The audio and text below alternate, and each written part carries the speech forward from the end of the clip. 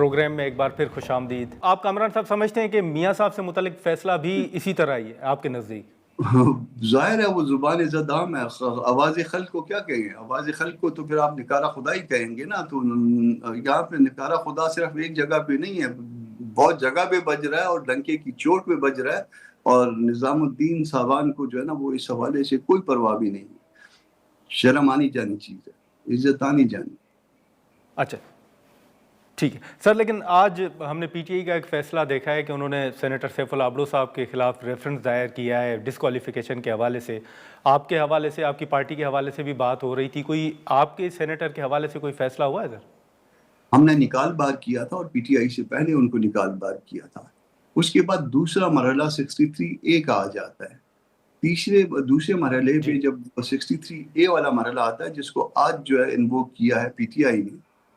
मुझे नहीं पता कि पार्टी इन्वोक हाँ। करना चाहिए या नहीं, मगर मैंने जब इसके ऊपर जो है ना वो जो जब सोचा था, तो मैंने सोचा था कि इस वक्त फर्ज करिए कि हम उसको निकाल बाहर करते हैं। एक काम उसने गलत तो कर दिया, निकाल बाहर करते हैं।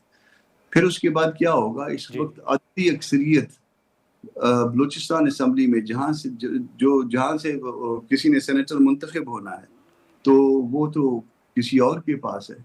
फिर मुँह चिढ़ाने के लिए जो है ना, उसी शख्स को वो दोबारा मुंतखब करा के हमारे सामने बिठा देंगे और वो शख्स जो है ना, वो बैठ के हमारा मुँह चिढ़ाया करेगा।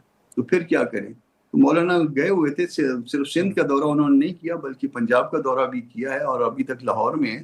द मोमेंट मौलाना आते हैं, तो हुँ। ये सारी सूरत-ए-हाल उनकी नॉलेज में ले आएँगे और फिर जो भी डायरेक्शंस होंगी, इंस्ट्रक्शंस होंगी, उसको फॉलो करेंगे। हुँ। नहीं, लेकिन आपने सर सेनेटर को पार्टी से निकाल दिया है, लेकिन डिस्क्वालिफिकेशन की तरफ आप अभी नहीं जा रहे हैं। आप यही कह रहे हैं सर? हाँ, डिस्क्वालिफिकेशन की तरफ ये नहीं मैं कह रहा कि अभी नहीं जा रहा है। मैंने सिर्फ जो अपने तौर पे, एक हाँ। वकील के तौर पे, जो लीगल माइंड जी, है जी, बिल्कुल। पार्टी हाँ। का, उस तरह से मैंने जब हाँ। सोचा, तो फिर मैंने अपनी सोच को लेकिन आपने पार्टी से निकाल दिया है सर? पार्टी से तो हमने उनसे पहले निकाल दिया था। मौलाना अभी बांग्लादेश में थे और अच्छा। उनका निकालो फ़ौरन, अगली बात सोचो भी नहीं। और उन्होंने उसको कहा कि निकालो इसको, फारिग करो। अच्छा, चलें, लेकिन सर अभी ये बताइएगा कि ये है तो पीटीआई से मुतल्लिक एक सवाल, लेकिन बतौर सीनियर पॉलिटिशियन मैं आपकी राय जानना चाहूँगा कि बैरिस्टर गौहर साहब का जो एक बयान है मुलाकातों के हवाले से, उन्होंने जो भीख मांगने के हवाले से एक बयान दिया, उस पर बड़ी तनकीद हो रही है। एक तरफ पीटीआई जो है वो तहरीक चलाने की बात कर रही है, दूसरी तरफ मायूसी जैसा एक तासुर जो है, जैसे उनके सियासी मुखालफिन कह रहे हैं। आप क्या देख रहे हैं सर कि पीटीआई थक गई है, इसीलिए गौहर साहब इस तरह के बयान दे रहे हैं, या उनको कोई रास्ता नज़र नहीं आ रहा, वो समझते हैं कि अब हर सूरत मुज़ाकरात होने चाहिए? देखिए, पार्टी के चेयरपर्सन को इस तरह का बयान देना, मैं फ़र्ज़ करिए चलिए इसको इस तरह से लें, मैं आपसे कोई भीख माँगता हूँ। आप मेरी ख़्वाहिश के मुताबिक भीख देंगे या अपनी कन्वीनियंस को देखेंगे या अपनी ख़्वाहिश के मुताबिक देंगे? तो फिर भीख तो भीख होती है ना। जी। मैं आपसे माँग रहा हूँ, मेरा हाथ आगे है, तो अगर आप भीख माँगने के उस पे स्टेज पे हो और आप कहें कि मैं भीख माँग रहा हूँ, तो फिर तो वो भीख देने वाले की ख़्वाहिश होगी आगे कि वो कितना देना चाहे और कितना ना देना चाहे। आप एक तरफ क्लेम करते हैं, आप 90% नहीं, आप 120% कहते हैं कि वो वोट बैंक हमारा है। और आपका नज़म ये कहता है कि नहीं जी, हम तो भीख माँग रहे थे और उसमें दूसरों का भी कसूर था और उसमें अपनों का भी कसूर था। तो अपनों और दूसरों से ज़्यादा जो है ना, सबसे बड़ा कसूर अगर किसी का हुआ करता है, अगर किसी को क्रेडिट जाता है तो वो चेयरपर्सन को जाएगा, अगर किसी को कोई डिस्क्रेडिट होगा तो वो भी चेयरपर्सन होगा।